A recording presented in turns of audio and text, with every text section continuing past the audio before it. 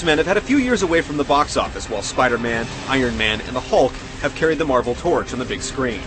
All have failed at resulting in compelling video game adaptations. Logan's adamantium claws are perfect for an action-based video game, but is X-Men Origins Wolverine what fans have clamored for, or is it a cut below the status quo?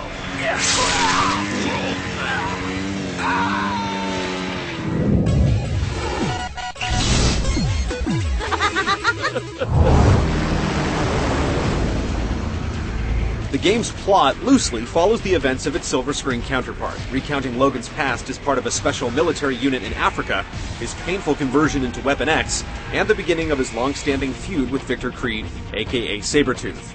As these events happen years before the previous X-Men films, many characters have yet to adopt their more familiar aliases, so it pays to brush up on your comic book trivia. Hey, Dukes.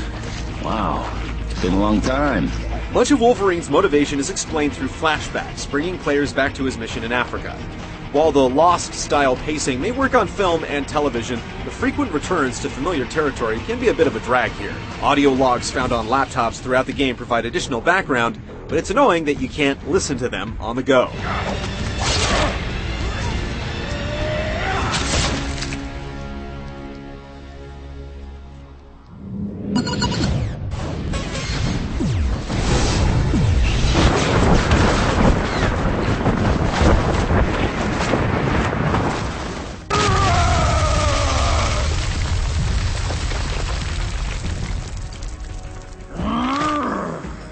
Wolverine follows a linear path through 5 major chapters. You'll slash your way through the African jungle, escape the prison-like Weapon X facilities, trudge through snowy Canadian forests, and climb a New Orleans casino skyscraper before reaching your final destination. Let's kill this son of a bitch! Mowing down riffraff and finding dog tags nets you experience, with each level up granting 2 skill points to assign as you wish.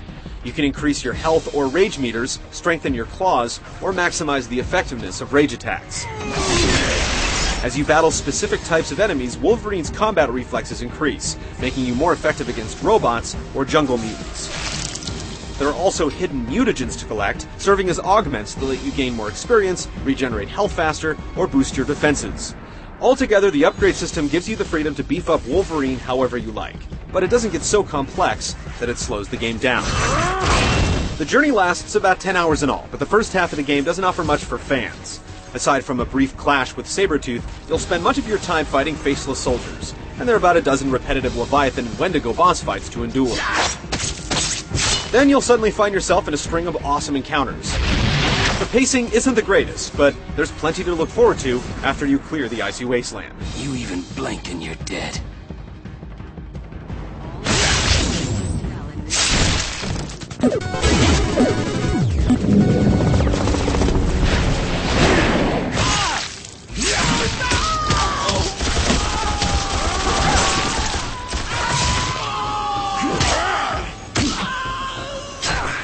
Wolverine's gameplay isn't a radical departure from other action games like Ninja Gaiden or 2007's Conan.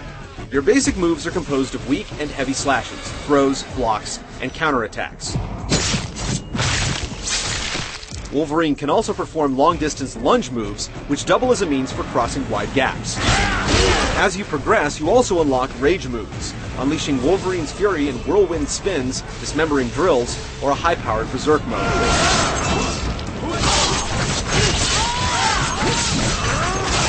As if slashing people to pieces wasn't brutal enough, Wolverine can also perform a variety of quick kills.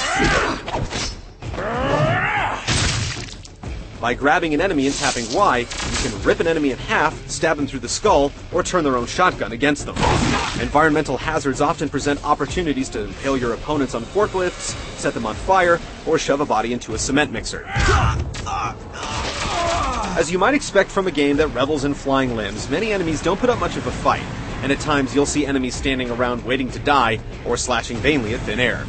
However, you will need to quickly dispatch gun-toting soldiers before they wear down your health, and there are tougher mutants to deal with later on, like the spear-wielding assassins. Aside from combat, you'll have to scale walls, push blocks to reach higher ground, find power cells, or move teleporters. Tapping up on the D-pad activates Wolverine's feral senses, allowing you to see hidden traps, interactive objects, and cloaked enemies. It's It's not revolutionary, but the combat in Wolverine is tight and responsive, and it can be a lot of fun finding all the different ways to rip bad guys to shreds.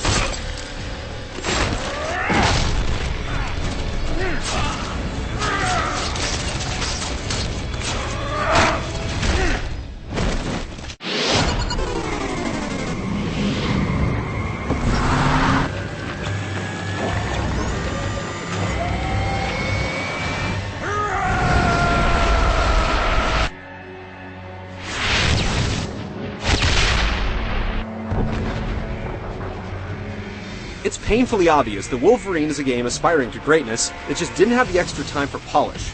There are constant elements that stand out amidst a presentation that can actually be quite impressive at times. 1 minute you'll cross between a pair of enormous, beautiful statues, only to be greeted by a glitchy, flickering skyline a few moments later. There is a constant flow of carnage throughout the game, with Wolverine taking enough damage for his bare ribs to show, but then you rip the head off a huge monster, and there's no blood. High-production pre-rendered clips are offset by pre-recorded in-game cutscenes, as evidenced by disgusting video compression artifacts, even on the PS3 Blu-ray. None of these issues are game-breaking, but they reek of a rushed product, and are often humorously distracting.